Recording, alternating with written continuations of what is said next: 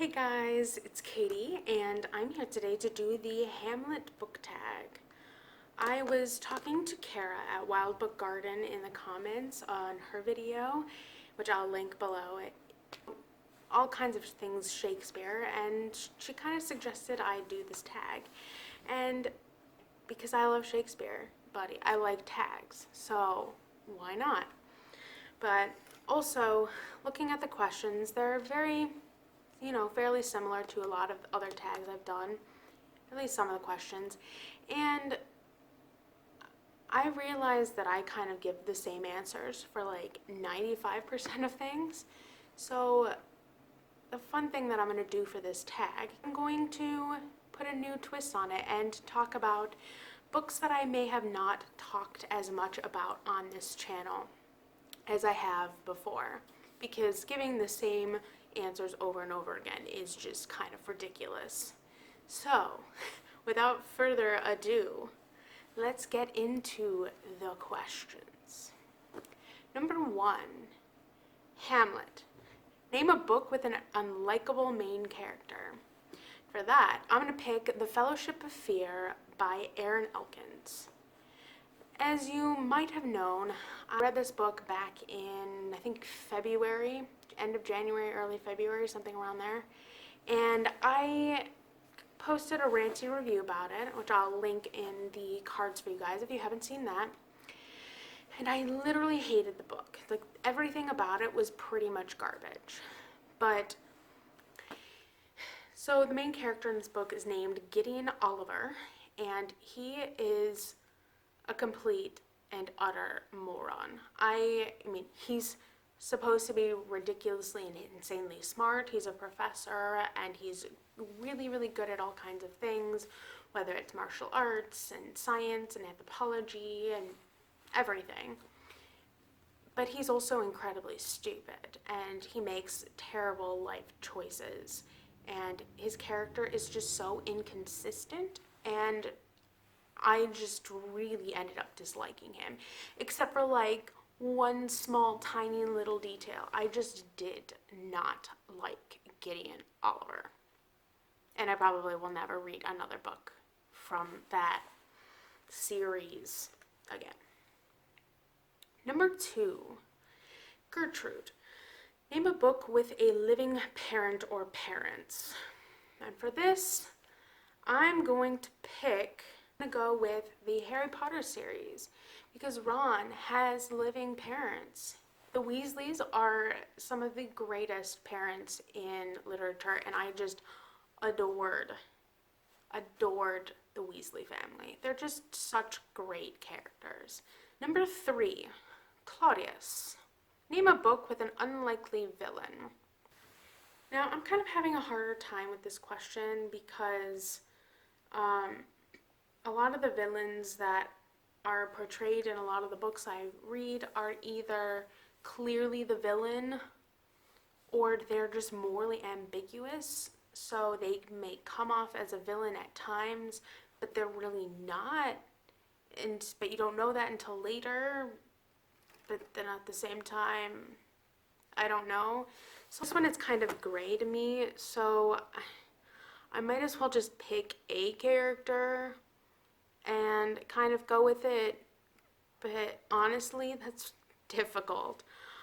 Several people from the Realm of the Elderling series.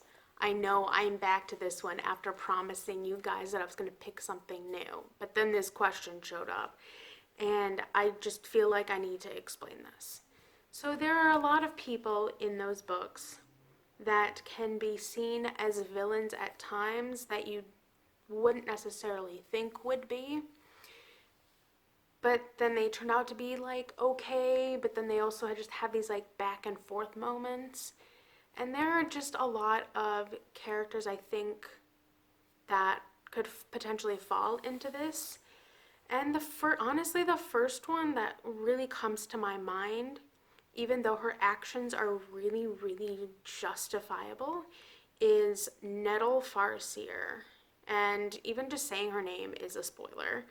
But she does some things in especially the really, really later books that really make me almost see her as some kind of a villain, because she's acting in the best interests. She thinks she's doing the right thing, where in reality she's not doing the right thing. And so she's just another one of those morally ambiguous characters that you just have a very, very complex relationship with. Like, you want to love her because of who she is and all the things that she's accomplished and done. But then some of her actions are just so questionable that I just can't help but see her in a negative light. And so I really kind of see her as a bit of a villain in a way. Yeah, it's complicated. Number 4, King Hamlet. Name a book that has a ghost or apparition or any character from beyond the grave. And for that, I'm picking Dracula by Bram Stoker. For those of you who don't know what this is about, it is a gothic romance and a gothic horror novel written about a fellow by the name of Dracula. And Dracula is a vampire. And there's just all kinds of crazy things that happen in that book. And I am going to highly recommend reading it at some point or another, because it's just so good and so much fun. But Dracula, being a vampire, is a thing from beyond the grave. He's dead. And so I'm definitely gonna talk about him. Number 5, Ophelia. Name a book with a female character that deserved better. I could probably talk about several female characters, but the one I am picking is Leslie Burke from Bridge to Terabithia. I can go into a long, long list of why she deserved better, but honestly, she deserved better than what she got. I'm not going to spoil it for you guys if you haven't read it, but seriously, I'm so angry and upset still for how her character was handled and all of the stuff that she went through and all of the things she did for people, and just to get what she got in the end is just, it makes me sad. Very sad. Very, very sad. Number 6, Laertes. Name a book with a strong sibling relationship. Now for this, I'm going to pick the Magic Treehouse series by Mary Pope Osborne. Jack and Annie literally travel through time together. They're brother and sister, and they travel through time together and go on all kinds of crazy adventures. You couldn't do all of that crazy stuff without having a strong sibling relationship. I mean, honestly, it's a good, crazy time, and who better to have it with than a really good sibling? So yeah, I'm going with my main bros, the Magic Treehouse series. Number 7, Polonius. Name a book with a controlling father or father figure. Do I have to talk about the Silmarillion? Because that is full of controlling father figures. Let's talk about the tale of Beren and Luthien and all of the stuff that they go through with controlling fathers. I have a lot of feelings about that particular story tale thing, but if you guys have read it, please come talk to me about it so I can scream at you about it, because honestly, the tale of Beren and Luthien is like my everything, and Luthien did not need to deal with all of that from her father. I mean, and if you guys aren't familiar, it's very similar to the Aragorn Arwen story, which is not very fleshed out in The Lord of the Rings because it's just not a central thing, because of time period and publishers and the audiences that were kind of reading the books. They included it in his appendices because Tolkien was actually quite a romantic. But anywho, if you are not familiar with Beren and Luthien, then Aragorn and Arwen, which was portrayed fairly well in the film. It was fleshed out a lot more. But Elrond is the, overbearing father figure. They almost had it worse because of so many reasons. But I digress. Number 9, Rosencrantz and Guildenstern.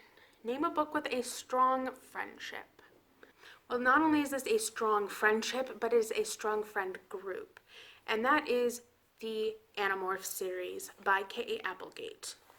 These 5 young fellows that are Animorphs are literally the closest friends because they have to be. They basically get the power to morph into different animals in order to fight brain-eating aliens. Short gist of what the book's about, or the series. And these 5 are chosen, and they just kind of form this band of, they call themselves the Animorphs, but form a very strong bond very quickly. A lot of them knew each other or kind of were related to each other, not siblings, but like distant relatives kind of a thing. And they just form this group, and they're really close. They go through lots of crazy stuff like near-death situations, loss of limbs, constantly getting attacked, and fighting in battles, traveling through time, the works. Just all kinds of stuff happened to these poor kids. And so just their strong bond and their strong friendship is really kind of what gets them through many things day in and day out. So yes, Animorphs is a good time. And last, Horatio. Name a book where you changed your opinion about a character or the book itself. Sweetie.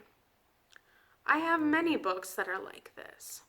However, the series and the book that I'm picking for this is Harry Potter. Is there a specific character in general that I've kind of changed my mind about?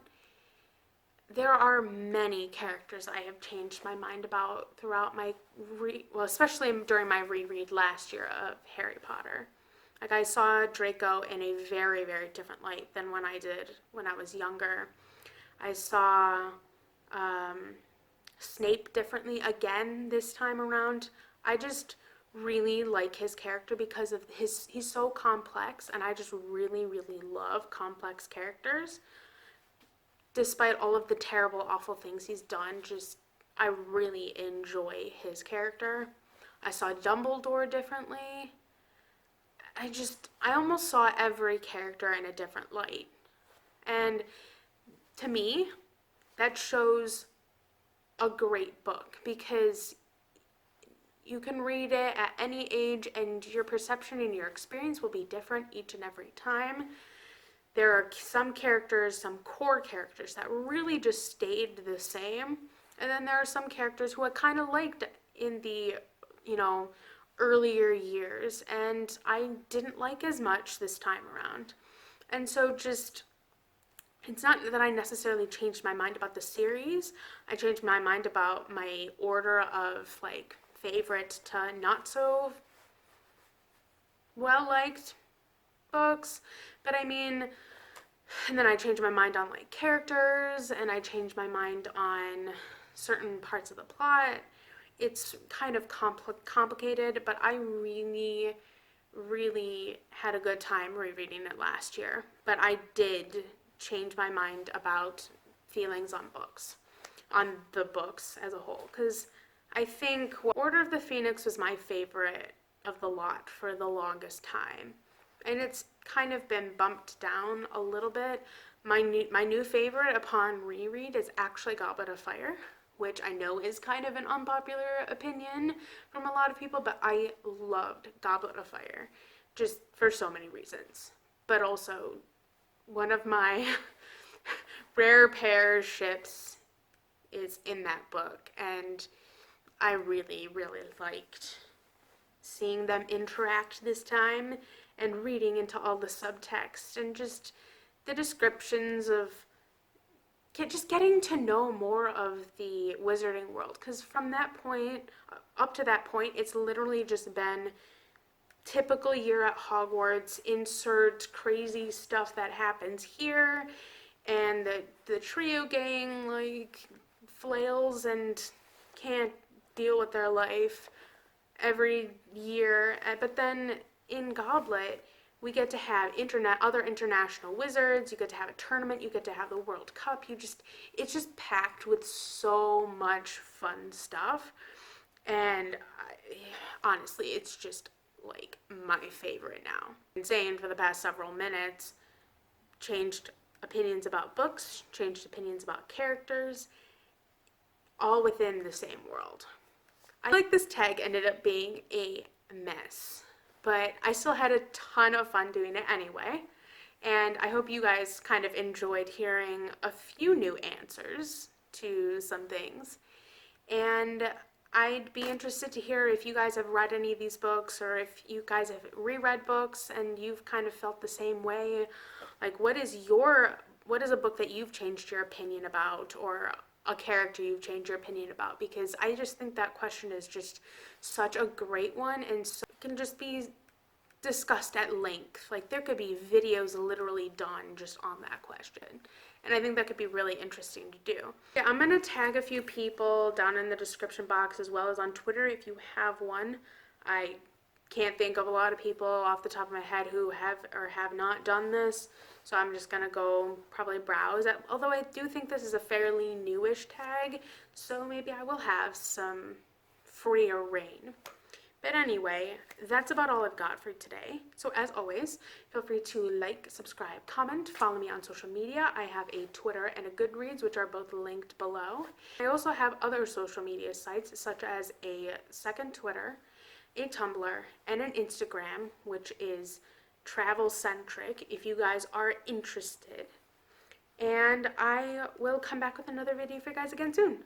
Okay, bye!